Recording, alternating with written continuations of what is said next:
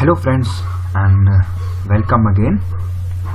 And today we are going to learn another project on JavaScript, and this is the tiling problem. So if you are a computer science student and have gone through the topic of ADA, that means algorithm design and analysis, you might have conquered the problem of tiling problem in the might have encountered this problem, the tiling problem, the divide and conquer algorithms. And what this algorithm does is that we have some L-shaped tiles, many L-shaped tiles, and we have a 2 to the power n cross 2 to the power n sized grid, and we have to place these tiles in the grid such that there is only one block remaining which is not filled by those tiles, and all the area is filled by these L-shaped tiles. If you are trying this manually, then you might find that it is not that easy to place the tiles such that only one block remains empty. So how we do it? We do it using dynamic programming. We do it using divide and conquer approach, and we have done this program in JavaScript, and I will show you how we can do the divide and conquer approach. Even if you are a C++ student, you don't want to learn JavaScript, you can have a look at this code, and you can have a look at the application, and you can see how the code works, how the tiling problem works. So what I do is I select any of the boxes. Here I have taken 8 cross 8 grid, so 2 to the power 3 cross 2 to the power 3. I could take any of them, and my solution would work for all.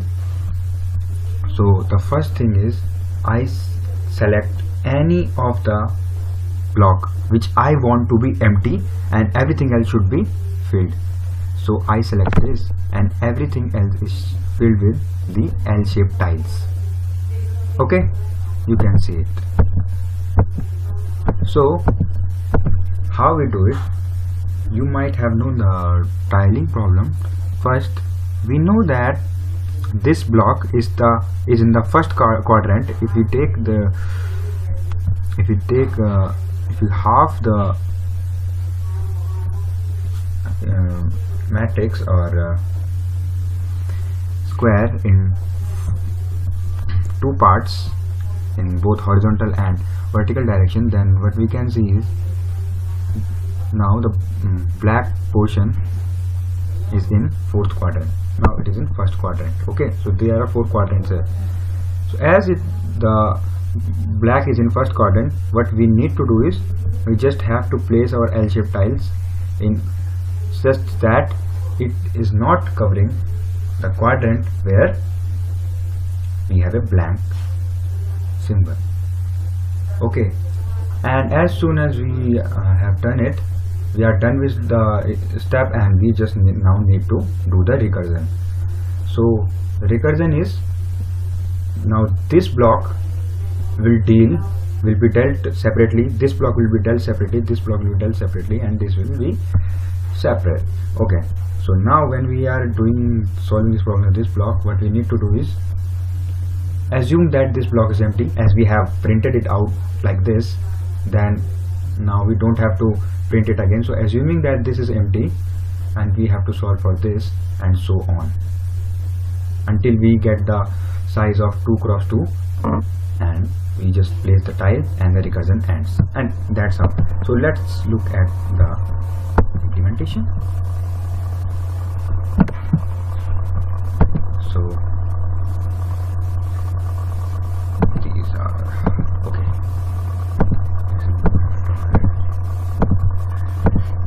So the title is a tiling problem, and Here we have a canvas without any hard work. We just write the canvas here, and canvas is equal to document.get element by id, and ctext is equal to canvas.get context. It's really simple.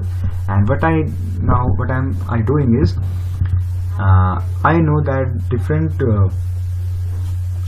if I'll show every tile in the same color, then you can't differentiate between different tiles, whether they are different tiles or same tiles, and you cannot also look at what are their orientations. So for that, almost every tile should be separated. Not every tile, but almost every time.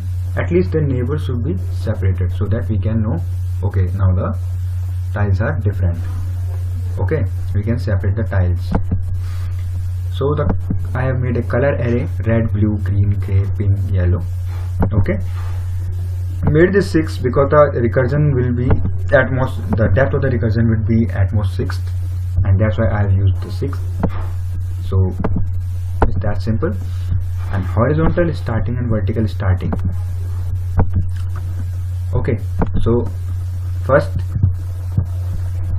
we know we have a draw function, and the parameter is hs, means the horizontal starting of that block which will need to be drawn.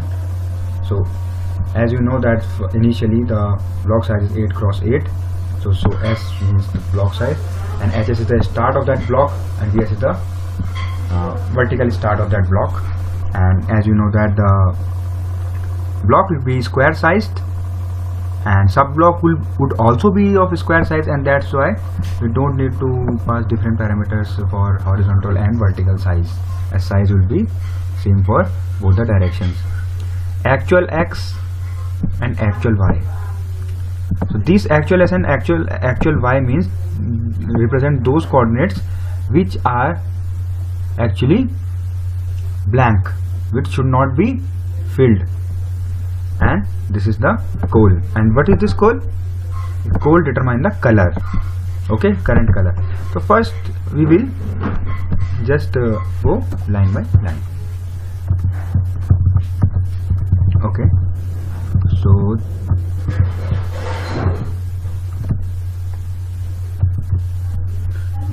we are calling, so look at this, we are calling the function draw 008000. So what this means is our block start from 0 0, so our block starts from 0 0, and its size is 8 by 8, and the index of initially you can see that the index of blank is this, the coordinate for blank is this 0 0.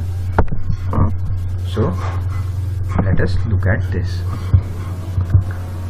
So here you can see that the initial horizontal starting is 0, vertical starting is 0, the size is 8, and here color is 0, hole is 0, and we will take the 0th color from the color array.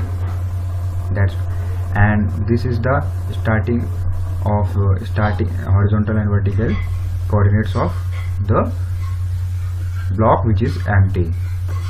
Okay, so initially we had to write something to the web page, and that's why we have called this function initially, as the function will be called in this add event listener.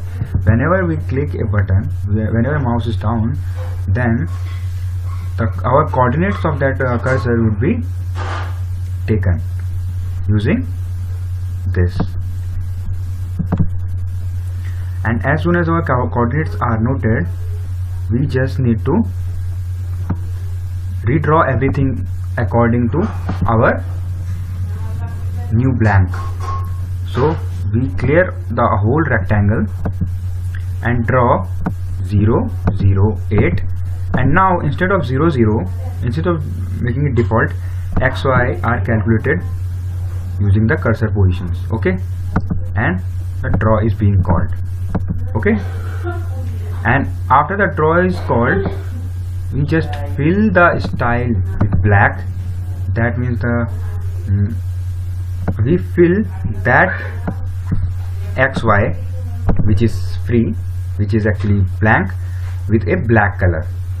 Okay, and 75 is the width of each block, and that's why you can see 75, 75, 70. I am multiplying everything by 75. It's just mathematics, it's nothing else. Now the main work is draw. The main coding is done in draw function. So the draw function, actually you know that the arguments. So first these are not required, but actually you don't need to look at them. It's just for error handling purpose. Where x is equal to 0 and where y is equal to 0. So initially I don't know the quadrant. I need to find the quadrant. Out of these 4 quadrants, I need to find that quadrant which is blank, which contains the blank. So I do this using this. If the actual x means the blank x, the x coordinate of blank is greater than s by 2 plus hs, is actually greater. This means that x can be in the second quadrant or third quadrant or fourth quadrant. Okay, so x is equal to 1, and same goes for y. If actual y is greater than s by 2 plus vs, so it would be in the bottom side, so it would be in the third or fourth quadrant. So you can see that I can cover all the coordinates here. If I have 4 quadrants, 1, 2, 3, 4, then what I need to do is, here xy will be 0, 0, 1, 0, 0, 1 and 1, 1 automatically by these statements. Okay, and then I take the color as the color of count. I pass the count. So here what I need to have is count. So count will actually is actually a great tool for us, because count will ensure that the subsequent blocks or subsequent L's are not painted in same color. So I will just increase the count and it will print the subsequent colors like this, and then return back and go circularly. Okay, so see here I have set, this is the function which will allow our color count to move 0 to 5 only. If s is equal to 2, so why I have written this? Because this is the base case. So if s is equal to 2, then we don't need to do anything. We just need to write the L in its current position. So I will fill the rectangles, all the rectangles except that rectangle where I plus hs is equal to actual s and j plus vs is equal to actual y. So where I and j will be 0 or 1, 0 and 1, and hs will be equal to 2. So you can see that the coordinate should not be equal to actual s and actual y. If they are equal, then it should not be printed, else you should print all the rest of the three legs of the L-shaped type. So these are the base case. This is the base case, and now this is the normal case. So this is the normal case where recursion will take place eventually. So console, okay, if x is equal to 0 and y equal to 0, that means that the first quadrant. So if we have a first quadrant, then what we need to do is make L-shaped tile here in the second, third and fourth quadrant. So this is how we do it. Okay, and as soon as we have done this, what we need to do is recur for all the 4 quadrants. So as we know, the first quadrant contains blank in position of actual x and actual y. We will call for this particular quadrant, and the coordinate will remain actual s and actual y. You can see that, and color will increase because you know that I have done this just to assure that I do not have to